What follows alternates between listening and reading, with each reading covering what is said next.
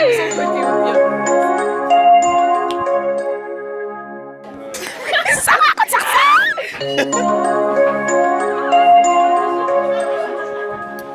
raconte Sarcelles. Ça raconte Sarcelles. Ça raconte Sarcelles. Ça raconte Sarcelles. Oh, ça raconte Sarcelles, peu cher. Sarcelles. Ça raconte Sarcelles. Sarcelles.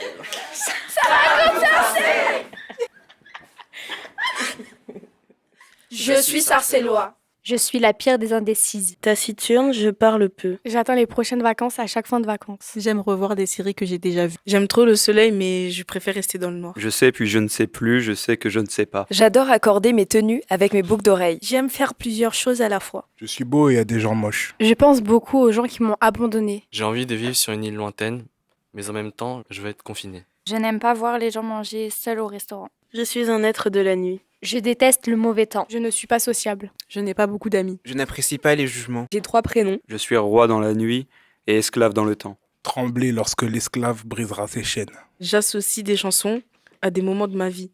J'aime manger, mais j'aime bien les boissons. Je suis enfermée. J'ai un style propre à moi-même. Je n'aime pas les mathématiques. J'ai trop été déçue. Je fais de l'aquagym le dimanche. J'aime bien lire et rejouer le sentiment des personnages. J'ai du mal à pleurer. Je peux aimer comme je peux haïr. Je suis contente quand je danse, mais je suis émerveillée quand je chante. Je ne sais pas dire non à quelqu'un qui me demande une faveur. Je suis trop gentille. J'oublie jamais l'anniversaire des gens. Je suis seule même quand je suis entourée. Je fais des choses que je ne devrais pas faire. J'aime passer mes doigts dans les cheveux de mes amis. Je feins la joie même quand je suis triste. J'ai toujours le sourire, mais ce dernier n'est pas toujours vrai. J'essaie toujours de voir le côté Je positif. trouve du bien dans le mal. Je suis chocolat au lait. Je préfère mourir que de passer une journée sans musique. Je suis hypersensible. Le prof me crie dessus, alors je le crie dessus. Je ne ressens que des choses amplifiées. Je mange des pâtes. Je déteste les remarques péjoratives. Je n'arrive pas à pleurer. Je ne suis jamais tombée amoureuse. Je pleure que quand ma mère me frappe. Je suis gentille, mais méchante aussi. Je commence sans jamais finir. Je n'ai pas de vie sociale. J'aime discuter avec les gens, mais je suis pas sociable.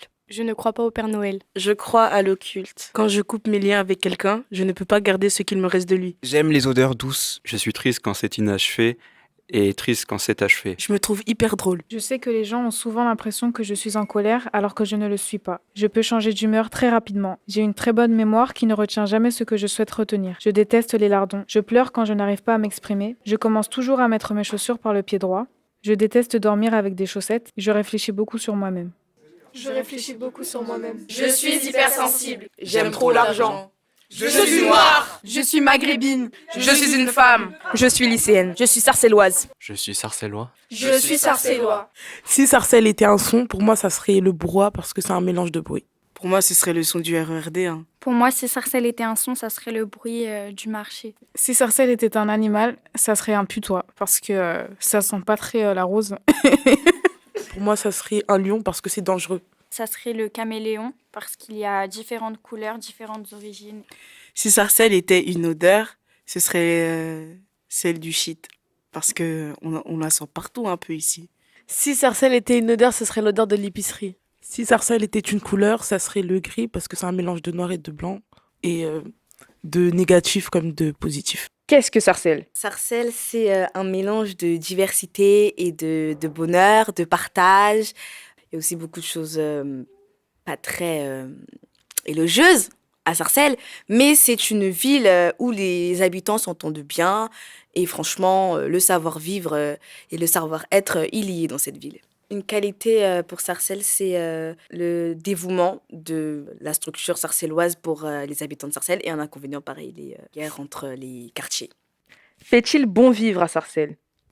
Oui, il fait bon vivre à Sarcelles, car à Sarcelles, les jeunes qui y vivent ont l'opportunité de faire quelque chose de leur vie, car on leur accorde beaucoup de temps. Il y a des associations, il y a beaucoup d'activités, il y a des centres sportifs, il y a plein de dispositifs mis en place pour que les jeunes puissent grandir dans de bonnes conditions. Je suis de confession chrétienne, mais ma famille est de confession musulmane. Et du coup, pendant les périodes de Ramadan, je sais que tous mes voisins et nous, on se partage la nourriture, etc. On va sonner aux portes pour justement donner des plats aux gens, etc. Et voilà. Moi, si j'ai une anecdote pour revenir sur la fraternité, un jour c'était l'anniversaire de ma sœur et mon père il avait acheté un petit gâteau, c'était vraiment pour la famille. Et il y avait tous les enfants qui traînaient dehors parce qu'il était 16h, il y avait plein d'enfants dans la rue. Et quand ils ont vu le gâteau, ils ont tous voulu une part et on les a tous invités chez nous. Ils sont tous rentrés dans la maison. On les connaissait pas, hein, mais ils ont mangé du gâteau tous ensemble, etc. Et tout le monde est rentré, tout le monde, les plus grands raccompagnaient les plus petits chez eux et voilà. Que pensez-vous de la délinquance et des violences qui se passent à Sarcelles? Je pense que c'est triste parce que finalement, on est tous sarcellois, même si on est tous issus de quartiers différents. Et comme Victoria l'a dit plus tôt, Sarcelles, c'est la fraternité, c'est la solidarité. Et la devise de Sarcelles, c'est Sarcelles la famille. On est tous une famille, donc pourquoi s'entretuer? Non, mais c'est très triste, moi, ça me fait de la peine. Je vois mes petits frères, mes grandes de quartier, s'entretuer, mais pour des broutilles, Ce que j'en pense de la délinquance à Sarcelles, c'est que c'est dommage parce que ça commence à toucher les plus jeunes. Donc ça peut commencer à partir de 14 ans. C'est des enfants en fait. Et c'est dommage. Par contre, ce qui est encore plus dommage, c'est que quand on parle de Sarcelles, on parle que de ça. Comme si c'est ce qui caractérise Sarcelles. Comme si Sarcelles, c'est que de la délinquance. Et ça, c'est dommage. Pour ma part, je trouve qu'on parle pas assez des violences faites à Sarcelles ou de la délinquance. Par exemple, récemment, il y a un jeune qui a été tué et qui avait mon âge. Et je trouve que ça n'a pas assez fait polémique. Parce que pour moi, en fait, recevoir une balle dans la tête, c'est pas normal. Et je pense que cette ville, elle devrait trouver des solutions pour encadrer les jeunes de la ville. Pourquoi vos parents et vos grands-parents ont-ils déménagé à Sarcelles? Pour ma part, c'est ma mère qui est venue habiter en France. 1 an avant ma naissance, voire quelques mois, elle a décidé d'emménager à Sarcelles et j'y habite depuis.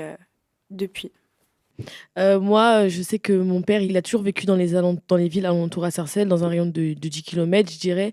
Et un jour, il a eu la possibilité de s'installer à Sarcelles. Et il s'est dit que c'était une ville dans laquelle il pouvait élever ses enfants, dans le sens où il y a beaucoup de structures. Pour lui, il a toujours dit qu'à Sarcelles, il y a tout. Les épiceries sont à proximité. En cas de besoin, il y a une solidarité qui est à Sarcelles qu'il n'y aurait pas dans les autres villes. Un jour, il a besoin d'aide, il sait qu'il peut compter sur quelqu'un du quartier. C'était pour le travail de mon père. Moi, avant, j'habitais en Martinique. Je vais là-bas. Mes parents, ils travaillaient là-bas. Mais mon père fait un travail qui a fait qu'il a dû quitter notre petite île pour venir en métropole. Et par ce fait, on a déménagé de la Martinique jusqu'en France. On était à Strasbourg. Et puis, on a déménagé à Sarcelles par rapport au prix des loyers qui était trop élevé dans cette grande ville. Nous sommes antillais. Je m'appelle Léna Baena, je suis née à Paris et je suis d'origine guadeloupéenne. Je m'appelle Rushlaine, je suis née en Haïti et je vais vous parler de son histoire. Et moi, je m'appelle Robbins, je suis d'origine haïtienne et je suis né en France. Nous venons tous des Antilles, mais l'histoire qu'on va vous raconter est totalement différente. Je vais vous parler de l'histoire du Bumidum. Je vais vous parler de l'histoire d'Haïti. Pareil, hein. Du coup, Léna, peux-tu nous raconter ton histoire à toi ? Alors le Bumidum, ça désigne l'exil forcé, en tout cas le rêve français qu'on avait promis aux habitants d'outre-mer. En venant en métropole, le but était de leur trouver un travail, un logement, une vie professionnelle réussie. En fait, c'était vraiment digne d'une publicité. On leur avait fait une sorte de propagande pour qu'ils puissent venir en France. Car il faut savoir qu'en France, après la Première Guerre mondiale, la France est dans un état catastrophique. Et pareil au niveau des Antilles, on a aussi le chômage qui s'accroît. Et donc, les Français avaient besoin de main-d'œuvre pour pouvoir passer outre cette crise en appelant justement les habitants d'outre-mer. Il ne faut pas oublier aussi que ce transfert massif de population a lieu entre 1963 et 1981 et c'est organisé par le Bumidum qui porte le nom de cet événement. C'est le Bureau pour le développement des migrations dans les départements d'outre-mer. D'accord. Est-ce que pour toi, c'est un échec ou une réussite, le Bumidum ? Alors, d'après ce que ma grand-mère m'a raconté, lorsqu'elle est venue en France en 1969, le Bumidum est un échec pour certains, car les Antillais ont été contraints de vivre dans des conditions précaires, dans des banlieues. L'adaptation a été difficile, déjà au niveau de la température. Il fait beaucoup plus chaud là-bas qu'ici, en France. L'adaptation aussi a été difficile au niveau professionnel. Ils ont eu des postes peu qualifiés, comme l'hôpital, le transport, l'administration française. Et c'était une grande désillusion pour eux. D'accord. Du coup, peux-tu nous dire comment ta grand-mère est arrivée ici et comment c'était la vie pour elle? Est-ce que ça a vraiment changé par rapport à ce qu'elle faisait en Guadeloupe, par exemple? Alors, avant, donc, ma grand-mère était au chômage en Guadeloupe. Elle avait donc dû partir en France en 1969 pour trouver notamment du travail, un logement. Il ne faut pas oublier que les logements étaient tout frais payés. Donc, c'était un grand plus. Et ma grand-mère, elle a dû laisser ses 2 enfants, donc ma tati et mon tonton. Elle a dû les laisser pour pouvoir assurer de subvenir à leurs besoins. Est-ce que ça a touché ta famille, toutes les générations ou pas l'histoire? Alors, ça a touché uniquement ma grand-mère, mais du coup, ça touche aussi ma mère et moi, puisque si le Bumidum n'avait pas existé, je ne serais pas là aujourd'hui. Mais lorsque ma grand-mère est arrivée, elle est tombée malade à cause justement du choc thermique entre les 2 températures. Et pour elle, l'adaptation a été très difficile. Est-ce que vous en parlez beaucoup dans votre famille de cette histoire? Oui, on en parle beaucoup, malgré que ce soit encore un tabou en France, parce qu'on peut penser que c'est une mémoire de milliers d'entiers qui ont été oubliés, puisqu'on n'en parle toujours pas aujourd'hui dans l'histoire de France. En tout cas, on en parle toujours très peu. Donc, j'essaye vraiment de transmettre cette histoire pour qu'on puisse mieux la connaître. Qu'est-ce que tu aimes dans ta culture? Alors, j'aime tout dans ma culture, c'est-à-dire j'aime à la fois la musique, on écoute beaucoup par exemple de dancehall, de zouk, de compas. Comme tous les Antillais. Exactement. J'aime aussi le créole, je parle le créole guadeloupéen du coup. Et je pense que c'est important de garder cette langue créole, vu qu'elle n'est pas parlée, elle n'est pas reconnue comme une langue officielle en France. Est-ce que tu es déjà retourné en Guadeloupe et est-ce que tu trouves que ça a changé par rapport à avant? Alors oui, je pars en Guadeloupe quasiment tous les ans, en congé bonifié. Je dirais pas que la Guadeloupe a changé réellement. Je dirais qu'elle reste toujours cette île paradisiaque qu'on nous vend dans les publicités. Mais parfois, j'ai l'impression qu'en Guadeloupe, on ne parle pas assez le créole guadeloupéen. Et du coup, est-ce qu'il y a beaucoup de Guadeloupéens à Sarcelles? Oui, il y a beaucoup de Guadeloupéens à Sarcelles. Et justement, on met souvent du zouk, par exemple, je pense au magasin des Flanades. On met souvent du zouk dans les magasins. Oui. Voilà, donc c'est la petite référence aux Antillais. J'aimerais partager du coup un proverbe qui marque bien cet état d'esprit des Antillais quand ils sont arrivés en France. Alors c'est « Tété doubout, c'est pour un temps ». Donc qui veut en réalité dire que les illusions, c'est pour un temps et qu'on peut très vite tomber dans la désillusion. Je sais pas, peut-être dans plusieurs années, comment tu penses pouvoir partager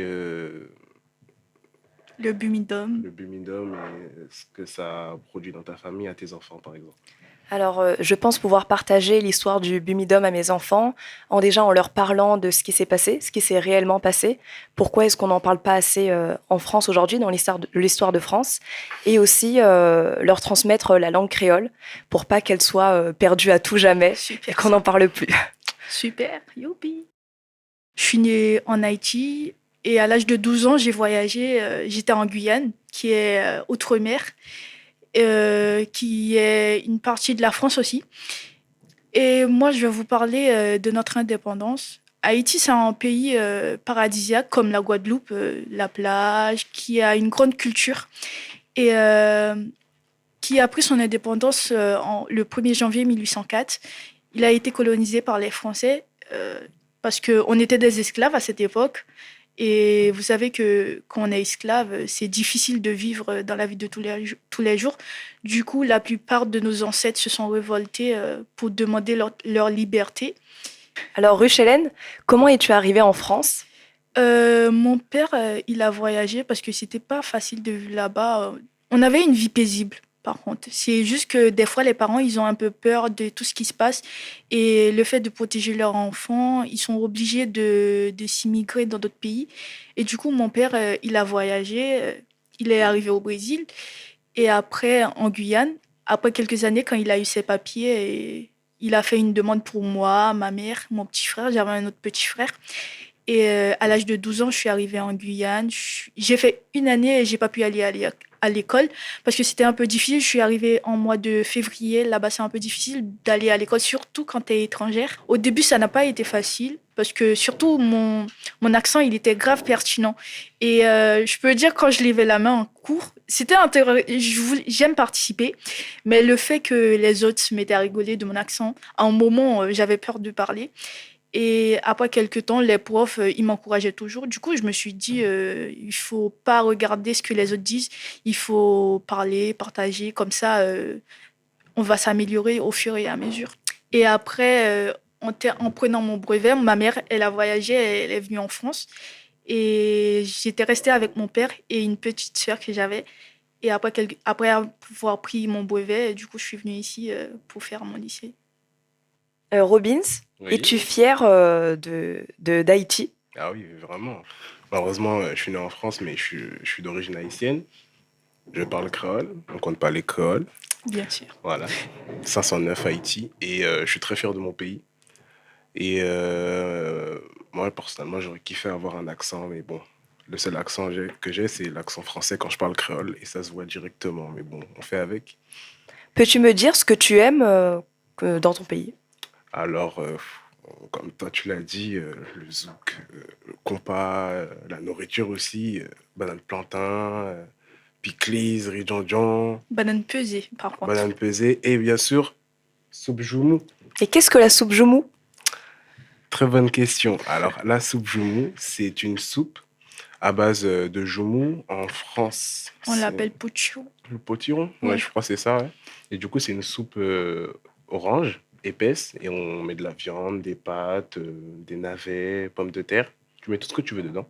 Et, Pas tout quand même, sinon ça va gâcher la culture, tu vois. et du coup, c'est plus qu'une soupe. C'est notre histoire. Et du coup, la soupe joumou, elle a l'allégorie de la liberté. Il faut savoir que pendant l'esclavage, les seules personnes qui avaient le droit du coup de boire la soupe joumou, c'était les esclaves affranchis, les blancs, les maîtres, voilà, la haute dynastie. Et du coup, boire cette soupe en tant qu'esclave, ça montrait vraiment à quel point la liberté était de rigueur après du coup ces longues années d'esclavage. Voilà. Et surtout, le 1er janvier, c'est un moyen aussi pour nous, les Haïtiens, de partager notre histoire avec soit, par exemple, mes parents. Le 1er janvier, quand on boit le soupe, on est tous à table, toutes les familles. Des fois, par exemple, en Haïti, quand j'étais en Haïti, on partageait avec les voisins, voisines. Et en famille, on parlait de nos histoires qui sont passées en mémoire de ce combat-là, qui a été un peu sanglant, par exemple. Il faut savoir que Haïti, c'est le premier peuple noir. Qui a pris leur indépendance. Amen. As-tu déjà été en Haïti? Non, pas encore. En fait, ma mère, elle me raconte beaucoup d'histoires. Moi, j'aime mon pays, hein, mais elle me raconte des histoires de sorciers, tout ça. Moi, j'ai chaud un peu. Moi, j'ai chaud. J'ai chaud un peu. Mais bon. Et parles-tu le créole haïtien? Ah oui, il me compte pas l'école. Ah oui, certitude. Peux-tu nous dire un proverbe, un dicton? Alors, nous couper coffre, pied bois, des bêtes à main raisin, ça y est au profond et en pile. En gros, ça veut dire, nous avons coupé le tronc de l'arbre de la liberté, mais ses racines sont profondes. Et ce proverbe-là, il a été dit par Toussaint Louverture, qui était le premier à se révolter pour notre libération. Et on lui avait ramené, comme c'est lui qui a été le chef, en gros, de cette organisation de libération, il a été exilé en France afin que ça s'arrête. Mais il a dit le fait qu'il avait déjà préparé son terrain, en gros, il y avait déjà d'autres personnes qui étaient déjà là-bas pour continuer ce combat-là afin qu'on puisse être libre. Et du coup, il a écrit ça en mémoire à eux et pour dire aux Français que même si on l'arrête, ce combat-là pour notre liberté va continuer. Est-ce qu'aujourd'hui, à Sarcelles, il y a beaucoup de communautés haïtiennes? Oui, par exemple, il y en a beaucoup. Par exemple, le 18 mai, il y a toujours une fête qu'on organise, c'est la fête du drapeau. Et de base, en Haïti, c'est une grande fête où on se réunit dans la rue, on danse, on chante entre communautés. Et ils le font ici, par exemple. Et plus tard, comment est-ce que vous compteriez transmettre votre culture haïtienne à vos enfants, par exemple? Par exemple, moi, personnellement, on n'en parle pas beaucoup, par exemple, en France, de cette histoire-là. Je trouve que c'est dommage parce que ça fait partie de l'histoire française aussi, notamment haïtien aussi. Et on n'en parle pas assez dans la vie, dans notre scolarité, par exemple, comme on parle d'autres guerres. Et moi, j'aimerais bien en parler à ma famille, à mes enfants, par exemple, de notre histoire, afin qu'ils puissent être fiers de leur origine, par exemple. Et voilà. Ben moi, à mes enfants, déjà tous les matins, je mets du zouk à 8 heures. Ensuite du compas et les apprendre à faire la nourriture traditionnelle, hein, que ce soit filles ou garçons. Ils devront avoir les bases de la nourriture haïtienne. Et comme ça, ils seront fiers de leur pays. Et surtout que notre nourriture, c'est un délice, en fait. Que dire, que dire. Manger à bon. Oh. Amen. Bonjour, je m'appelle Marlène Yabas, élève en terminale, et je suis assyro-chaldéenne, originaire du village d'Ichi en Turquie. Je vais vous raconter l'histoire de ma famille et celle de mes ancêtres, du coup. Par où commencer? Le début, je suis assyrienne ou assyro-chaldéenne, c'est-à-dire je suis une assyrienne venant de l'église chaldéenne.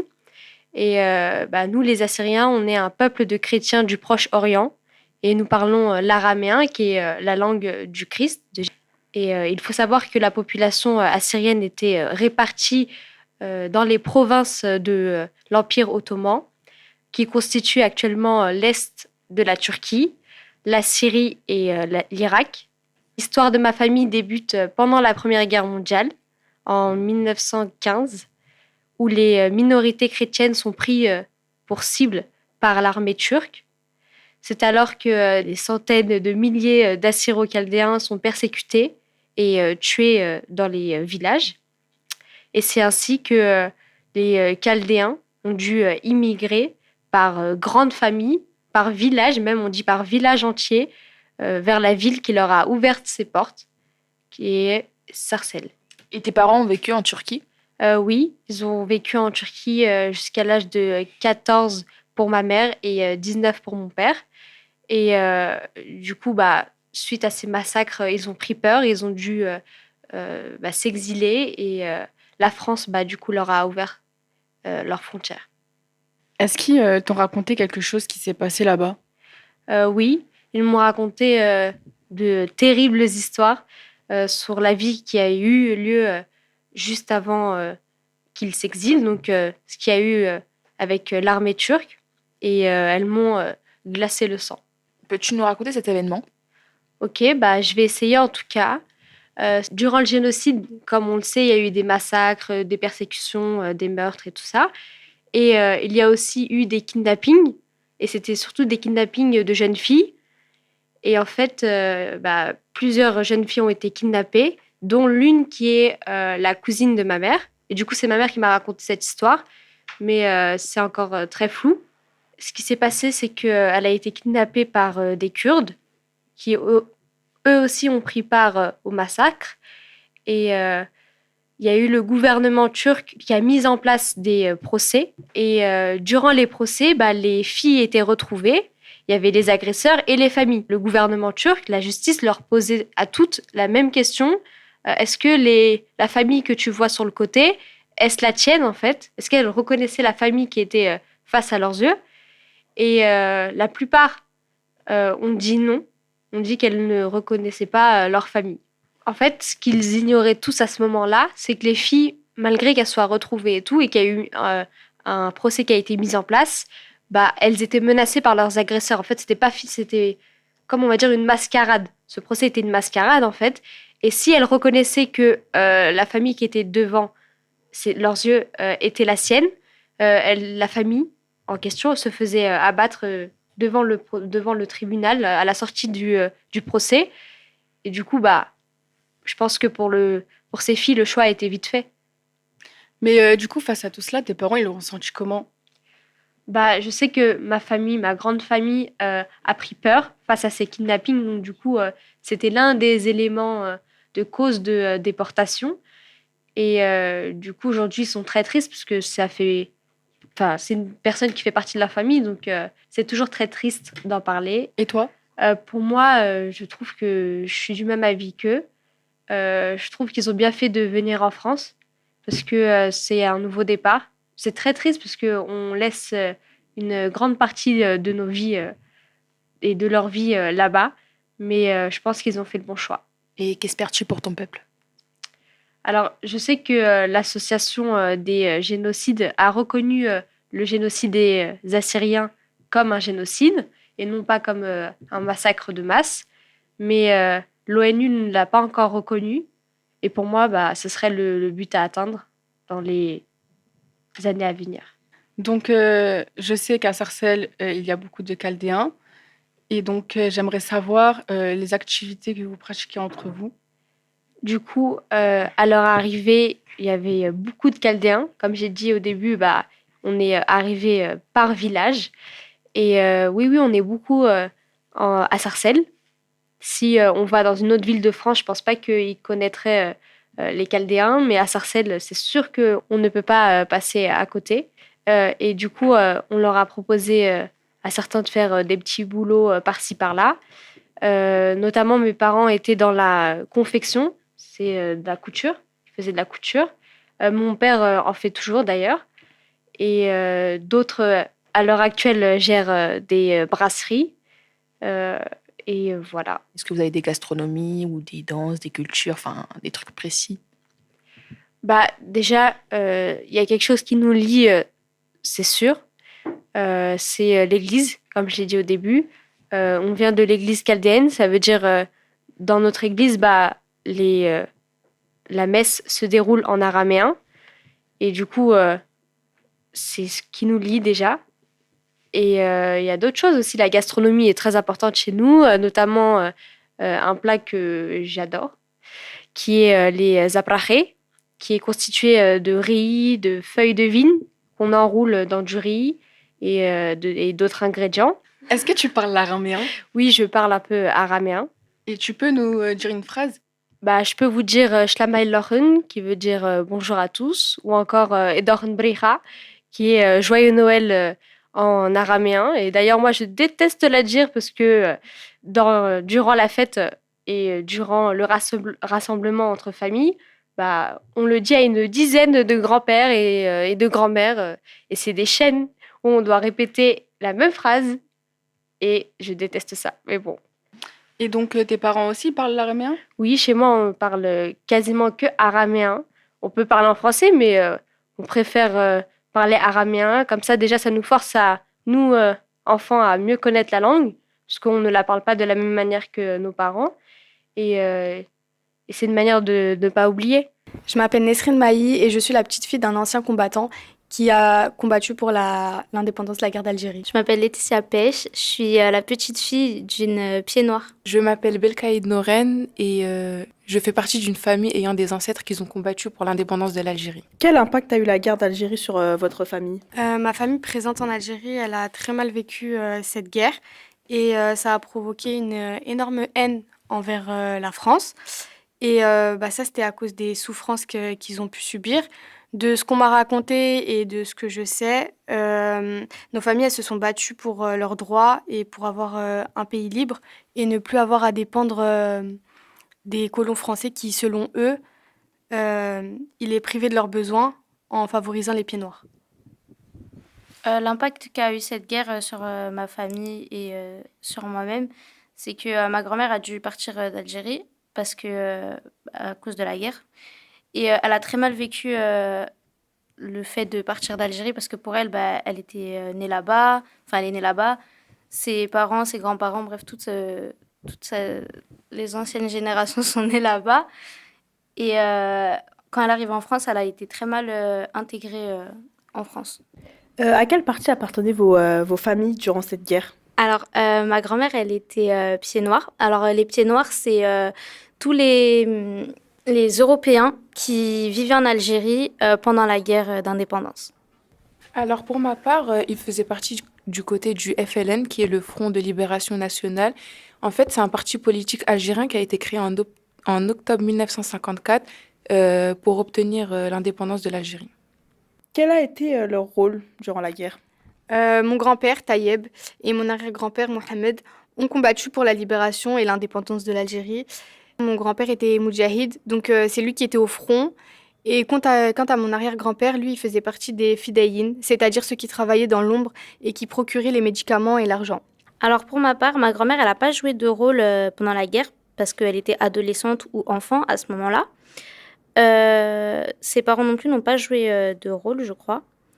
Et elle a eu beaucoup de responsabilités parce que comme ses parents travaillaient énormément, elle a eu la responsabilité de s'occuper de ses frères et sœurs. Alors pour ma part, le grand frère de mon grand-père qui est né en 1931 faisait partie d'un État armé. Donc mon grand-père avait, on va dire, le rôle de... Il était pris comme diversion. Donc mon grand-oncle mettait les armes qu'il avait dans le sac à dos de mon grand-père, qui est né en 1949. Donc il avait environ 11-12 ans, pour les donner à sa femme. Comme ça, lors des fouilles, il ne trouvait rien chez mon oncle. Le grand frère de mon grand-père était aussi un fidéin, donc il était responsable d'une organisation des combattants algériens qui combattaient dans l'ombre, donc en étant civil. Et il était aussi responsable du quartier de Sidi Houari, un quartier à Oran. Et dans quelle ville ou dans quelle région vivaient les membres de votre famille en Algérie? Moi, pour ma part, mon grand-père, il était de Ceuta, une ville à la porte du désert algérien. Et mon arrière-grand-père, il était à Relizane, une ville pas très loin de Oran aussi. Alors pour ma part, ma grand-mère et sa famille, ils vivaient dans le village de Boufarik, c'est à côté d'Alger. Ils vivaient à la coopérative des agrumes de Boufarik. Donc pour ma part, ma famille vivait à Oran, une ville au nord-ouest de l'Algérie et qui est considérée comme la deuxième capitale de ce pays. Pourquoi parlez-vous de cette histoire? Moi, je parle de cette histoire parce que c'est une histoire qui a touché beaucoup de membres de ma famille. Et c'est pas une histoire inconnue, c'est-à-dire que même à l'école, c'est dans les programmes scolaires, on parle de la guerre d'Algérie, mais pas forcément tout le temps du même point de vue. Ça veut dire que moi, j'ai le point de vue de ceux qui ont été persécutés, ceux qui ont combattu pour la libération de l'Algérie. Et généralement, à l'école, c'est plus les mémoires de la guerre d'Algérie et des choses comme ça. Alors moi, j'ai décidé de parler de cette histoire parce que quand on étudie la guerre d'Algérie, par exemple au lycée ou même au collège, bref, quand on étudie à l'école, on ne parle pas forcément des pieds noirs et on les oublie un petit peu, je trouve, quand on parle de cette guerre. Et du coup, je trouve que c'est bien pour le devoir de mémoire de raconter tous les points de vue et même ne pas oublier qu'il y a quand même aussi des gens comme les pieds noirs qui sont comme ça, en fait. Alors moi, j'ai décidé de parler de cette histoire parce que je trouve qu'on oublie beaucoup de personnes quand on étudie la guerre d'Algérie à l'école. On a beau étudier la mémoire, mais la mémoire des soldats français et non des combattants algériens qui ont combattu pour cette indépendance. Et je trouve que c'est dommage. Donc on préfère récolter ce genre d'informations auprès de nos familles pour avoir un peu tous les points de vue et les diffuser auprès de nous. Yo, yo, yo. Du coup, ici, on est réunis parce que les trois personnes ici présentes ont un lien entre eux. Et ce lien, c'est que c'est pas toujours facile de connaître notre histoire, l'histoire de nos parents ou de nos grands-parents, parce que peut-être que parfois c'est dur pour eux de nous en parler, c'est quelque chose qui les affecte, mais on peut avoir quand même quelques petites informations et c'est très intéressant de les partager aujourd'hui. Est-ce que vous voulez commencer par vous présenter et nous dire rapidement de quoi est-ce que vous allez parler? Alors, moi, c'est Maxime. Je suis né un 11 mars 2004 à Montmorency, dans un hôpital qui n'existe plus aujourd'hui. Quelle est l'histoire que tu aimerais transmettre aujourd'hui? Pas grand-chose à transmettre, parce que, à l'image de ma vie, la vie de mes grands-parents et de mes parents est plutôt plate. C'est calme belt, il n'y a pas grand-chose à raconter. Il y a peut-être mai 68. Et à part ça, et encore mai 68, c'est pas non plus un événement. Si, ça a quand même changé des choses, mais Mais si, justement, c'est intéressant. Et du coup, comment tes parents ont vécu cet événement? mes parents l'ont pas vécu, mais mes grands-parents, eux, l'ont vécu. Et d'après ma grand-mère, parce que mon grand-père en parle pas trop, hein, lui, il était dans le travail, il en avait rien à foutre. Mais ouais, ma grand-mère, elle a plutôt bien aimé, elle était dans ses 20 ans à peu près. à cette époque-là. Et puis, elle considère cette époque comme la meilleure époque de sa vie, donc c'est que ça doit être quand même plutôt pas mal. C'était un peu la fête. Et ils réclamaient des droits, il y en a plein qu'ils ont eu, et du coup, ils sont contents. Voilà. Et est-ce que tu as des anecdotes à nous raconter, quelque chose qui s'est passé? Oui. Sur mes 68, pas grand-chose, non. Sur tes Mais grands-parents, peut-être? ouais, sur mes grands-parents, mais là, c'est vraiment de l'anecdote pure et dure, hein. C'est-à-dire que voilà, je vais vous raconter pourquoi mon grand-père ne croit pas en Dieu. Ou plutôt, le jour où il a arrêté de croire en Dieu. Alors, c'était un jour d'été. Lui, il était encore à l'école, il était petit, hein. Et il veut aller voir son père à l'abattoir. Parce que son père était du coup boucher. Et il se trouve que bon, c'était un petit village, le Ménil-Aubry. Bon, rien que le nom, ça fait un peu arriéré. Et du coup, il marche sous cette chaleur écrasante. Et à ce moment-là, c'est con, hein, mais il dit qu'il veut un vélo. Là, il prie très très fort pour avoir un vélo. Et il n'a pas le vélo. Et depuis ce jour, il ne croit plus en Dieu. C'est vraiment une anecdote très drôle et C'est très justifié. intéressante. C'est Oui. à l'image du personnage. C'est à l'image C'est du très personnage. justifié. Bah, merci beaucoup pour cette anecdote. Et maintenant, on va écouter l'histoire de Pathé.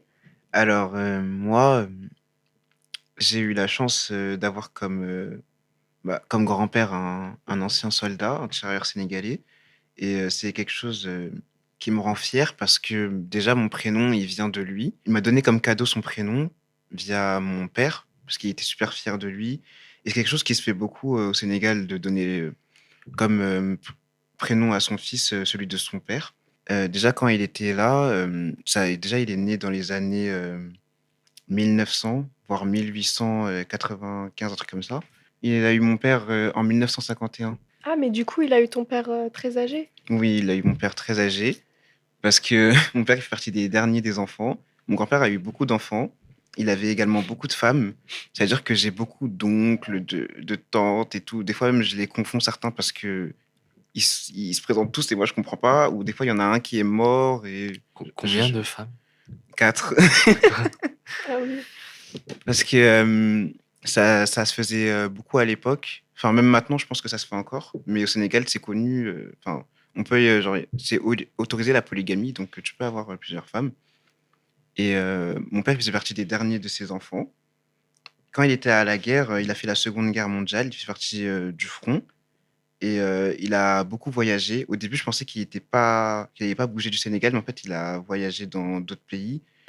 Il aimait bien se vanter de botter le cul des Allemands. Il aimait bien se vanter de ça. Est-ce que tu peux nous dire c'est quand la dernière fois que tu l'as vu et comment était votre relation? J'avais 9 ans et c'était, je crois, en 2011. C'était au Sénégal et j'avais pas une relation vraiment proche avec lui parce que je le voyais pas souvent. Mais la période où j'étais au Sénégal pendant 3 ans, bah, quand j'allais chez lui, je m'asseyais à côté de son lit et des fois on était là, on pouvait parler pendant des heures de tout et de rien. Et par petits moments, il me racontait des petites anecdotes là-dessus, mais vu que sa mémoire des fois lui faisait défaut, il se souvenait pas en détail. Et mes parents, après sa mort, ils osaient pas trop en parler parce que ça les a atteints, surtout mon père. Et c'est quelque chose que j'ai pas compris parce que moi, même si j'étais assez triste de l'avoir perdu et que c'était pas facile, bah, j'ai quand même continué à vouloir savoir d'où il vient, vouloir avoir quand même plus d'informations parce que moi, je l'ai vu âgé, je l'ai pas vu jeune, tout ça. Mais mon père, de son côté, c'est compliqué d'aborder le sujet. Et c'est ça que je comprends pas trop avec nos familles de nos jours, en tout cas. Genre, j'ai l'impression que c'est pas que moi et que on est plusieurs à l'avoir fait. Enfin, quand il y a un souvenir, souvent il est étouffé pour pas relever trop de traumatisme. Je vois que cette histoire t'affecte, mais du coup, pour ta part, comment est-ce que tu aimerais transmettre ton histoire plus tard pour pas qu'elle soit perdue ou oubliée? Je pense que je vais la raconter à mes enfants, ça c'est sûr. Je vais la transmettre. Mais après, peut-être que je vais l'écrire ou laisser quelques traces pour vraiment être sûr de ce dont je me souviens. Et aussi, je sais que j'ai une photo de lui, donc je pourrais la montrer enfin, à mes enfants plus tard. Et je pense qu'eux aussi transmettront cette information-là aux générations suivantes. Mais du coup, comment tu vas faire pour être pour récupérer ces morceaux de l'histoire et être sûr de ce que ton père t'a raconté? Je pense que, peut-être, j'espère en tout cas, que dans quelques temps, ce sera beaucoup plus simple pour mes parents de l'aborder et peut-être qu'aussi si je retourne au Sénégal, je pourrais demander des informations à ses autres enfants ou, aux petits-enfants, du coup, à mes cousins et cousines qui peuvent, enfin, qui connaissent certaines choses, je pense, plus que moi. Je pourrais enquêter, en prenant des notes, avec un petit cahier ou bien sur mon téléphone. Du coup, merci beaucoup Pathé de nous avoir raconté ton histoire. Nous allons maintenant écouter l'histoire d'Enzo. Donc Enzo, on t'écoute. Alors, par où commencer?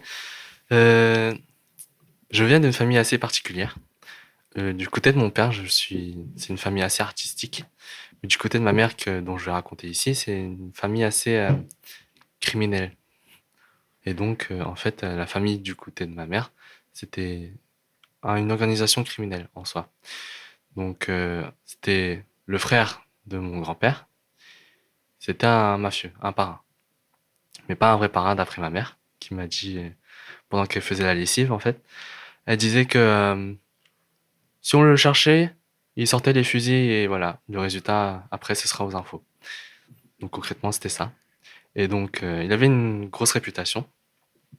Son nom, qui en thaïlandais, c'est Pupan. Pupan, c'est oncle Pan. On l'appelait oncle parce que, voilà, il y a la prestance derrière, le titre. Après, il y a aussi quelques trafics, hein, mais ma mère, elle n'a pas voulu les dire, je pense.